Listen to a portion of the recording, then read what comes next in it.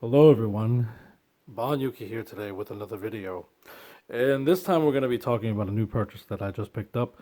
This is the LG 7769.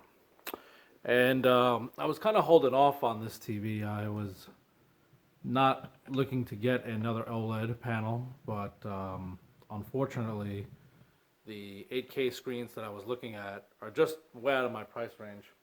I was hoping TCL would come up with a solution, and it looks like they delayed their 8 Series 8K TV till next year. So I sold my 65-inch C7, and I picked up this C9, and there's quite a few differences. The panels are excellent, like all OLED panels, but as you can see here, I now have 1440p at 120 hertz, and it's pretty jaw-dropping. Playing games, for instance, I've recently beaten Control, which is a really nice game to show off the RTX stuff. And with the latest NVIDIA drivers, when you start looking at the integer scaling right here, it makes for a very, very lovely picture, even on 4K. So what does this thing bring over the other OLEDs? Well, one thing I like is that it involves black frame insertion for 60 hertz content, which I have plenty of. I have an OSSC up here, and I put all my old games. Now, people are going to say to you, well, they're going to be like, well, Bon, I remember you saying that you wouldn't play your classic games on an OLED anymore because of burn-in.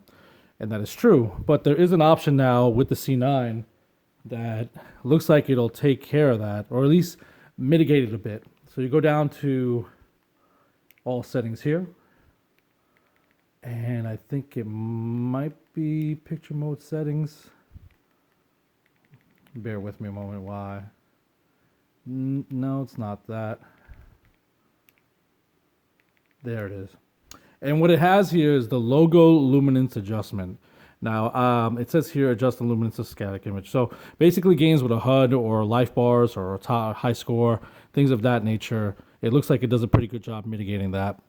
I haven't looked at it. It does dim it a little bit. It takes about a few minutes, and it says, oh, okay, these pixels are constantly on with a static pattern, and it does dim them a little bit. I don't think it takes away, especially when you consider the image quality bump going from an LCD.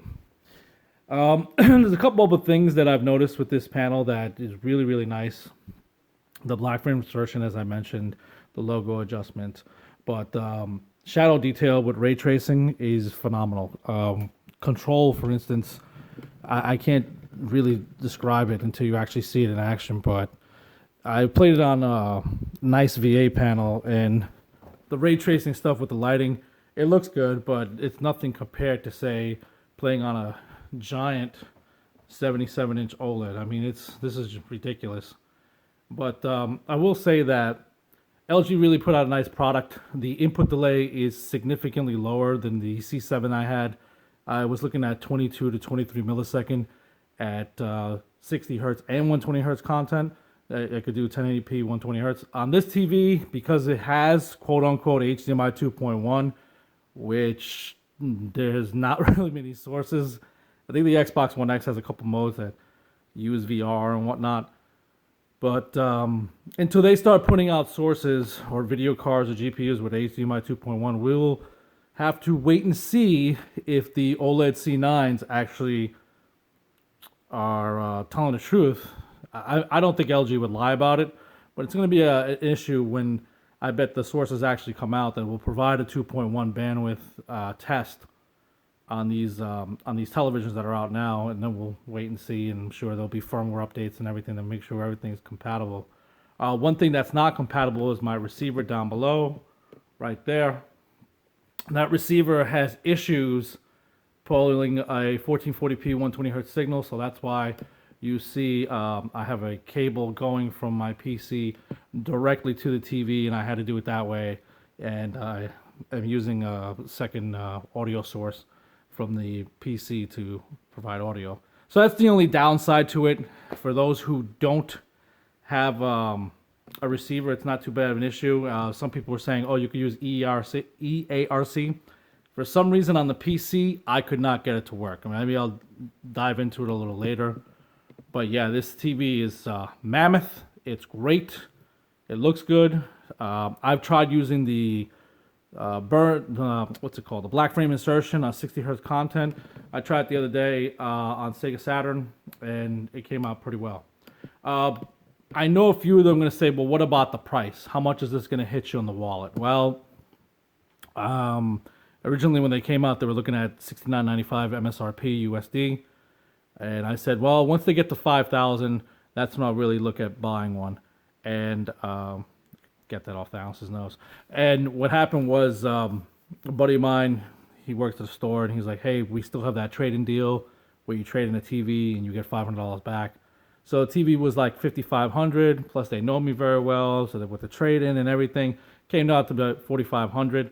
Plus I got $1,200 out of my 65-inch C7, so I was only looking at a pocket $3,300. That is $200 less than what I paid for my C7 2 years ago. So I get a foot larger and potentially full HDMI 2.1 support. I say potentially. I mean, the jury's still out on it. I think it's going to support it. I don't think they would advertise it. They'd get a ton of backlash. But I just want to be able to do 4K 120 hertz. And right now, I don't have that capability. But at least I could do 1440p 120 hertz. It's okay. So if you got the money, this is probably the best gaming screen you can get. At 120 hertz, you're looking at 6 to 7 millisecond. That is really, really fast. We're talking CRT level. We're talking high-end gaming monitor, and it's an OLED panel, which absolutely destroys any of these high... Just think about it like this. You have the PC manufacturers putting out these monitors that are about 32-inch to 36-inch large. And they're nice panels. They're okay. Some of them are IPS, some of them are VA. I wouldn't bother with a TN, not for that kind of money. And they're fast, and they look good. And they do a decent job. There's some motion blur, but at least you get decent input lag. How much less input lag do you need? I mean, 6 milliseconds is pretty low. We're talking less than half a frame, and at 60 hertz. And at 120 hertz, it's almost a frame. So you're really, really getting down to the nitty gritty now, and I'd rather have image quality and that kind of lag. And plus, it's an OLED, man. Yeah, burning's going to be an issue. I baby it. Right now we're looking at a static image, but in reality, as long as you baby it and you're mindful of your content, what you put on there, you should be okay. I think with the logo luminance option that they have now, which is new to this series, or I think it came out last year's, I think